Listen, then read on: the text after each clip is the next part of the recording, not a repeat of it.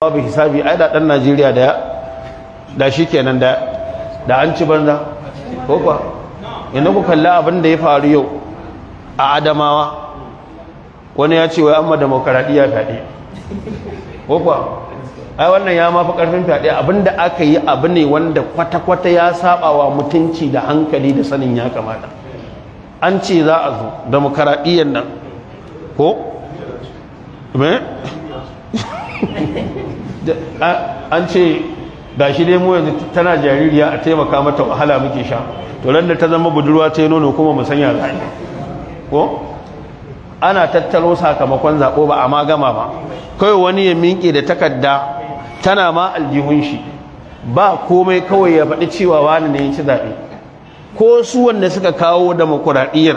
wa rahabaniyata nifta da uha ma katabnaha alaihim illa ibtiga ridwanillah to fa ma ra'awha haqqa ri'ayatiha wallahi ko su sun suka kalli wannan sun san abinda suka kirkiro din ko wanda suka tsago din shi ma ba a tsare shi yadda ya kamata ba.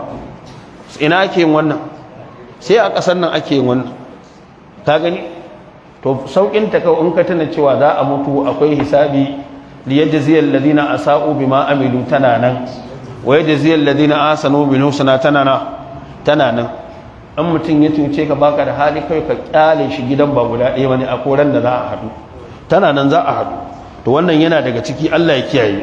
kuma Allah madaukakin sarki bai san mutanen da suke mabannata ne wallahu la yuhibbul muslimin.